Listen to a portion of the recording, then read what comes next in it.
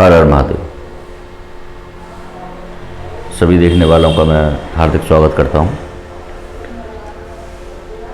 हर व्यक्ति के मन में इच्छा होती है कि वो सम्राट बने, राजा बने। तो आज मैं आपको बताता हूं कि सम्राट बनने के यानी राजा बनने के क्या योग होते हैं। एक इसमें सबसे बड़ी चीज़ है कि जिस व्यक्ति की नाभि, जिसे हम गंगा भी बोल देते हैं, गहरी हो और नासिका, नाक का अग्रभाग सीधा हो, यानी आगे का हिस्सा सीधा हो, वक्षस्थल कुछ लालिमा लिए हुए हो, पदतल पैरों का निचला हिस्सा, तलवे कोमल हो, रक्तवर्णीय हो और हाथ की सभी मुख्य रेखाएं जो होती हैं, जीवन रेखा, मस्तिष्क रेखा, भाग्य रेखा, हृदय रेखा, ये स्पष्ट हो, साफ हो, सुंदर हो और खंडित न हो, टूटी हुई न हो। कोई यव चिन्ह हो तो कोई द्वीप चिन्ह हो, कोई क्रॉस चिन्ह हो, कोई काला दाग ना हो। तो ऐसा व्यक्ति निश्चित रूप से अवश्यम भावी सम्राट बनता है। राजा बनने के ये उसके मुख्य लक्षण है। नंबर 2 आता है हमारा राजयोग। जिस व्यक्ति के हाथ की हथेलियां गुलाबी रंग की हों, कोमल हों, ग्रह क्षेत्र उन्नत हो, यानी हमारे हाथ का पूरा भाग बड़ा सुंदर, उन्नत, विशाल और उठा हुआ हो, और हाथ पर अश्व यानी घोड़ा, वृक्ष यानी पेड़, मृदंग यानी जो हम मृदंग बजाते हैं वो संगीत वाद्य, दंड, घट, घड़ा अथवा स्तंभ का चिन्ह हो, तो उस व्यक्ति के भाग्य में राजयोग निश्चित रूप से होता है और ऐसा व्यक्ति राजा बनने योग्य होता है और वह राजा बनता भी है।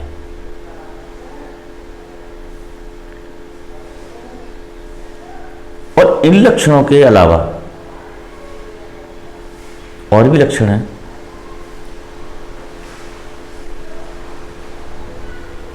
व्यक्ति का ललाट, माथा चौड़ा हो, विशाल हो, आंखें कमल जैसी हो, मस्तक गोल हो तथा भुजाएं, ये हाथ दोनों उसके घुटने तक या घुटने से कुछ ऊपर रह जाए तो कोई हर्ज नहीं। ऐसा व्यक्ति अवश्य में राजा महाराजा बनता है। अभी क्या है कि आजकल वर्तमान युग में तो कोई राजा होता नहीं, सम्राट, राजा, महाराजा आदि नहीं होते हैं। अतः ऐसे लक्षणों वाले व्यक्ति की विपुलता, धन, ऐश्वर्य और कहना चाहिए कि ऐसा व्यक्ति महाऐश्वर्यशाली होता है, जो कि राजा और महाराजा से भी अधिक प्रभावशाली होता है। अब इसी में है ऐश्वर्यदायक भोग। ऐश्वर्यदायक भोग, इसका योग कैसा होता है ये मैं आपको बताऊंगा कि जिस व्यक्ति के हाथ में धनुष, चंद्रमा, ध्वजा, रथ अथवा चतुष्कोण जैसा चिन्ह हो,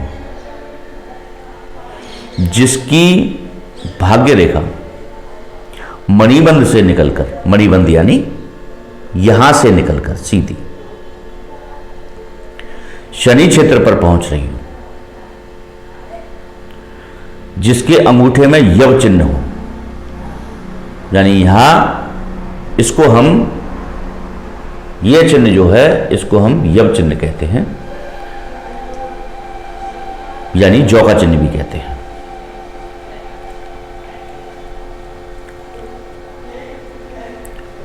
और जिस व्यक्ति के हाथ में सरोवर, तालाब का सा बनावट हो, अंकुश बना हो, वीणा बनी हो, मछली बनी हो, छाते का निशान बना हो, जैसे देखने में लगेगा भी छाता ऐसा बना हुआ है, अथवा हाथी का चिन्ह हो, तो ऐसा व्यक्ति परम ऐश्वर्यशाली होता है। वो सब ऐश्वर्यों को भोगता है और उसको किसी भी चीज़ की अपने जीवन में कमी नहीं होती है। अब इसी में आ जाता है कि हम राजा हैं, महाराजा हैं या ऐश्वर्यशाली हैं, लेकिन लक्ष्मी का आना जाना लगा रहता है। लक्ष्मी हमारे पास रुकती नहीं है, लेकिन लक्ष्मी के बिना हमारा कोई काम रुकता भी नहीं है। तो जो लक्ष्मी दाता योग होता है, यानी कि जिसके व्यक्ति के हाथ में लक्ष्मी रुकेगी, वो कैसा हाथ होगा? ऐसे व्यक्ति के हाथ में, जिसके हाथ में लक्ष्मी का योग होगा, यानी लक्ष्मी रहेगी भी, लक्ष्मी वास भी करेगी, लक्ष्मी उसके पास रुकेगी भी। ऐसे व्यक्ति के हाथ में तलवार का चिन्ह होगा, दर्पण का चिन्ह होगा, पर्वत का चिन्ह होगा अथवा हल का चिन्ह होगा। उसके घर में लक्ष्मी का हर समय वास होता रहेगा।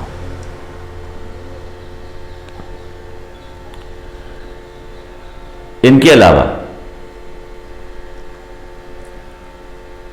लोग कहते हैं कि भाई नौकरी हमें मिले, राज नौकरी मिले, या हम उच्च अधिकारी बने, तो उच्चाधिकारी बनने के जो योग होते हैं वो मैं आपको बता रहा हूं कि यदि गुरु तथा सूर्य के पर्वत उठे हुए हों, गुरु या सूर्य के पर्वत उठे हुए हों, ऐसा व्यक्ति अत्यधिक भाग्यशाली होता है और भाग्य रेखा और स्वास्थ्य रेखा पुष्ट हो, सुंदर हो, उसके ऊपर कोई भी अवरोध ना हो और सीधी हो, तो ऐसा व्यक्ति उच्च अधिकारी बनता है और ऐसा व्यक्ति राज्यपाल तक बनने की क्षमता रखता है। इसी प्रकार यदि शनि के क्षेत्र पर त्रिभुज का चिन्ह हो या त्रिशूल का चिन्ह हो और चंद्र रेखा भाग्य रेखा से मिल रही हो और भाग्य रेखा हथेली के बीच के भाग से शुरू होती हुई इसकी शाखा सूर्य अथवा उसकी एक शाखा गुरु के पर्वत तक तथा दूसरे के पर्वत पर जा रही हो, तो ऐसा व्यक्ति उच्च अधिकारी निश्चित रूप से बनता है। अब मैं इसको आपको पामिस्ट्री की भाषा में सीधा सीधा बताता हूं कि यदि शनि क्षेत्र पर त्रिशूल चिन्ह है और चंद्र रेखा भाग्य रेखा से मिल रही है और भाग्य रेखा हथेली के मध्य भाग से आरंभ हुई हो, शाखा सूर्य तथा उसकी एक शाखा गुरु के पर्वत पर तथा दूसरी के पर्वत पर जा रही है, तो ऐसा व्यक्ति उच्च अधिकारी निश्चित रूप से बनता है। इनके अलावा ऐसे बहुत से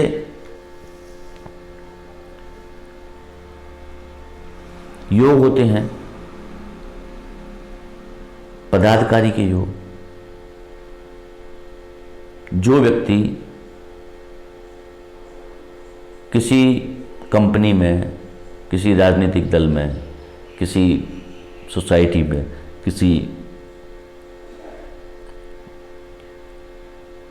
समाज में कोई उच्च पदाधिकारी बनता है तो उसके हाथ में जो चिन्ह होंगे वो इस प्रकार होंगे। यदि बाएं हाथ की तर्जनी तथा कनिष्ठ का उंगली की अपेक्षा हाथ के दाएं भाग वाले हाथ में, चलिए मैं आपको पामिस्ट्री की भाषा में समझाता हूं। यदि बाएं हाथ की तर्जनी उंगली और कनिष्ठिका उंगली की अपेक्षा दाएं हाथ की ये दोनों उंगलियां मोटी तथा बड़ी हों, मंगल का पर्वत अधिक उन्नत हो, उठा हुआ हो और सूर्य रेखा प्रबल हो, चमकदार हो, स्पष्ट हो, तो ऐसा व्यक्ति कलेक्टर या कमिश्नर तक का पद प्राप्त करता है। मुझको लग रहा है कि शायद पामिस्ट्री की भाषा आप नहीं समझ पा रहे। मैं आपको एक फिर तीसरी बार समझाता हूं और इसके बाद ही मैं यहाँ वीडियो समाप्त करूंगा। लेकिन मेरी एक रिक्वेस्ट है कि आप लोग जो है बिना स्किप किए वीडियो को देखिएगा। मैं 3-3, 4-4 बार समझाता हूँ, अपनी भाषा में भी, पामिस्ट्री की भाषा में भी और लिखित भाषा में भी।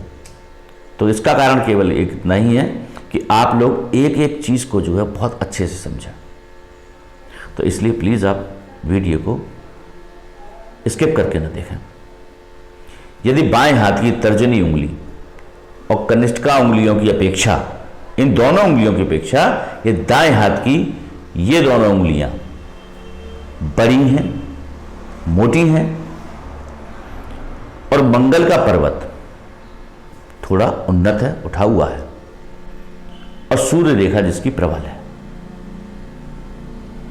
यानी दम है उस रेखा में, तो ऐसा व्यक्ति कलेक्टर या कमिश्नर तक का पद प्राप्त कर सकता है और करता है। कर सकता नहीं है, पद प्राप्त करता है। मैं समझता हूँ वीडियो लंबी हो जाती है, आप लोग जो है नहीं देख पाते हैं क्योंकि समय का अभाव रहता है, तो मैं इसको यहीं समाप्त करता हूँ। और यदि किसी को कुछ भी पूछना हो तो मेरा जो है डिस्क्रिप्शन में नंबर भी है, आप निश्चित रूप से निसंकोच रूप से मुफ्त आप मेरे से सलाह ले सकते हैं, व्हाट्सएप कर सकते हैं। इसी नंबर पर व्हाट्सएप चलता है। अपने हाथ का स्पष्ट फोटो खींचकर भेजकर आप पूछ सकते हैं। नारायण। ओम विष्णु नमः, ओम विष्णु नमः, ओम विष्णु नमः।